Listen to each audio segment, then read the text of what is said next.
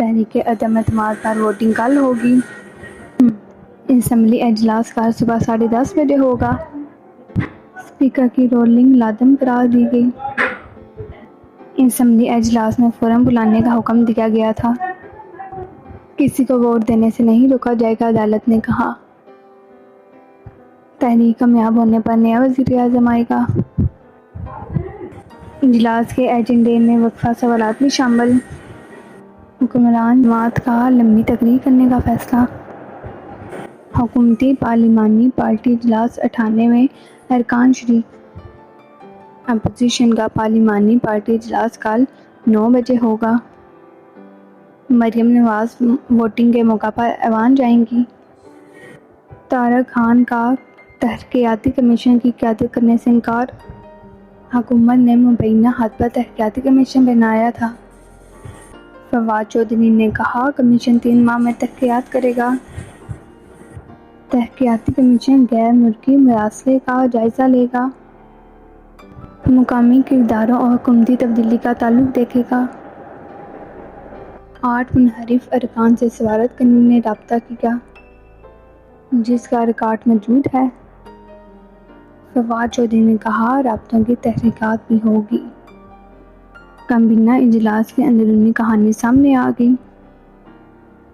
خارجہ اور پارلیمانی امور کے حکام کی بریفنگ بھی سامنے آ گئی۔ خط عام کرنا سیکریٹ ایکٹ کے خلاف ہے۔ خط موجودہ شکل میں عام نہیں کیا جا سکتا۔ کابینہ اجلاس میں الیکشن کمیشن کے بیان کی مذمت۔ ڈپٹی اسپیکر کے خلاف بھی تحریک عدم اعتماد جمع۔ قاسم سوری نے بدترین مثال قائم کی۔ آئینی رولز اور جمہوری روایات پامال کیے۔ ڈپٹی اسپیکر نے منصفانہ رویہ اپنایا۔ تحریک عدم اعتماد مسرت کرنے کی رولنگ دی۔ ڈپٹی اسپیکر نے آئین کو متاثر کیا۔ یہ اقدامات آرٹیکل 6 کے زمرے میں آتا ہے۔ اپوزیشن ارکان کو کل حد کے مندرجات بتائے جائیں گے۔ اصل ریکارڈ ارکان کے سامنے رکھنے کا فیصلہ۔ کابینہ اجلاس کے بعد فواد چودھری کے عدالتی فیصلے کے خلاف نظر ثانی اپیل کا اعلان۔ پارلیمنٹ کی بالادستی خطرے میں پڑ گئی ہے۔ رولنگ پر فیصلے کے لیے مواد نہیں تھا۔ پارلیمنٹ حاکمیت سپریم کورٹ منتقل ہوگی۔ فواد چودھری نے کہا استعفے ہم بھی دیں گے، اپوزیشن بھی۔ فیصلہ محفوظ ہونے پر الیکشن کمیشن کا بیان آیا۔ الیکشن کمیشن کا بیان غیر ذمہ دار نہ تھا۔ وزیر اعظم عمران خان نے کہا اپوزیشن کا بھرپور مقابلہ کروں گا میں۔ عمران خان نے کہا اچکن آسانی سے نہیں پہننے دوں گا۔ عدالت نے غیر ملکیت پر کوئی بات نہیں کی۔ عمران خان نے کہا فیصلے میں ہاؤس ریٹنگ کا ذکر نہیں۔ سیاسی کمیٹی کے ارکان کا استعفوں کا مشورہ۔ وزیر اعظم عمران خان نے کہا حکومت گرانے کی سازش کی گئی ہے۔ سیاسی کمیٹی کا مبینہ خط مقبول کرنے کا مشورہ۔ وزیر اعظم کچھ دیر بعد قوم سے خطاب کریں گے۔ شیخ رشید بولے عمران کو کہا استعفے آخری آپشن ہے۔ شیخ رشید استعفے دینے اسمبلی توڑنے ایمرجنسی نکالنے کا کہا۔ اس وقت بھی میں ٹھیک تھا، وزیر داخلہ شیخ رشید۔ شیخ رشید آج بھی کہتا ہوں مستعفی ہونا چاہیے۔ گندی نالی کی اینٹیں محل میں لگانے کی سازش ہوئی۔ شیخ رشید نے کہا اس کیس میں سب کھل کر سامنے آئے گا۔ عدالتی فیصلے پر مختلف شہروں میں ریلیاں۔ اپوزیشن نے جشن منایا، نوافل کی ادائیگی کی۔ ملتان میں لیگی خواتین کی ریلی، نوافل ادا کی گئے۔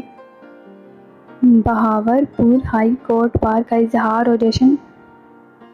جعفر آباد اور نصیر آباد میں ریلیاں۔ کمالیہ میں JUI فے نے یوم تشکر منایا۔ عدالتی فیصلے کے بعد روپے کی تحریک کی واپسی۔ انٹر بینک میں ڈالر 3.49 روپے سستا ہو گیا۔ انٹر بینک میں ڈالر 184.69 روپے کا ہو گیا۔ اوپن مارکیٹ میں 2.5 روپے سستا 188 روپے کا ہو گیا ڈالر۔ اسٹاک ایکسچینج میں بھی 657 پوائنٹ کا اضافہ۔ صحافی تنظیموں کو غیر مقدم ثابت ہوا آئین کی بالادستی کے لیے عدلیہ اور اداروں کو غیر جانبدار ہونا ضروری ہے۔ آئین کا تحفظ ہر ایکٹ اور صحافی کی بنیادی ذمہ داری ہے۔ ہائی کورٹ کا فیصلہ تمام جمہوری قوتوں کی فتح ہے، یہ آئین کی بالادستی کے لیے ضروری ہے۔ الیکشن کمیشن کا حلقہ بندیوں پر کام کرنے کے آغاز کا فیصلہ۔ ڈیجیٹل مردم شماری کا انتظار نہیں کرے گی۔ الیکشن کمیشن کی 4 ماہ میں حلقہ بندی کی ہدایت۔ نظر ثانی کرنے کا فیصلہ۔ کمیشن کے حکام کو انتخابی الیکشن پلان بنانے کا حکم۔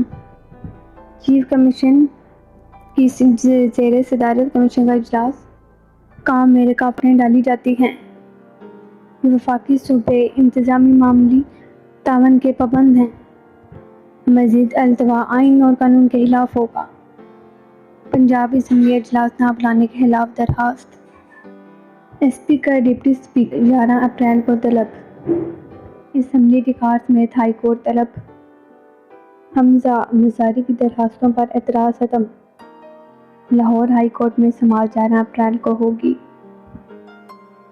اپوزیشن اور اتحادی ارکان اسمبلی دوسرے ہوٹل میں منتقل۔ ڈنڈا برادر فورس بلا کر فساد کی کوشش کی گئی۔ ہمارے ارکان کی تعداد 205 ہو چکی ہے۔ وزیر اعلیٰ کا الیکشن فوری کرایا جائے۔ آئی جی پنجاب کی طلب فیصلہ۔ چیف سیکرٹری کے لیے 3 نام وفاق کو بھیج دیے گئے۔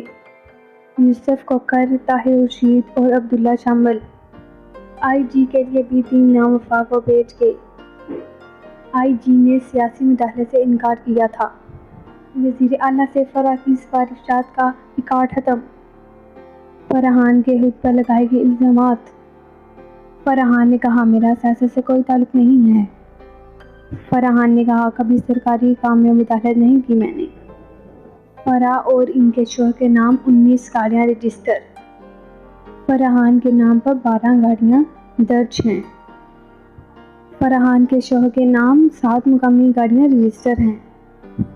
فرحان نے گاڑیاں 2013 اور 2015 میں خریدی۔ فرح نے 2019 میں بھی کار بک کروائی۔ بکنگ کے لیے فرح نے 3 کروڑ 6 لاکھ دیے۔ فرح کا گھر 22 سے 25 کروڑ کا ہے۔ فرح کے شوہر نے 19 گاڑیوں کی ملکیت تسلیم کی۔ فرح کے شوہر نے باقی الزامات سے انکار کر دیا۔ خاتون اول کے ساتھ پرانا تعلق ہے۔ فرحان پر تمام الزامات بالکل بے بنیاد ہیں۔ فرح بیچاری کا کوئی بینک اکاؤنٹ بھی نہیں ہے۔ پنجاب اسمبلی کو تالے لگا کر کیا ہوا؟ ڈپٹی اسپیکر اور ارکان کا داخلہ روکا گیا۔ اسمبلی سے ریکارڈ تلف کیا گیا۔ اہم فائلیں ریکارڈ غائب کرنے کا عمل جاری۔ اہم فائلوں پر جعل سازی کی گئی۔ مریم نواز نے کہا ثبوت بھی کبھی مٹتے ہیں۔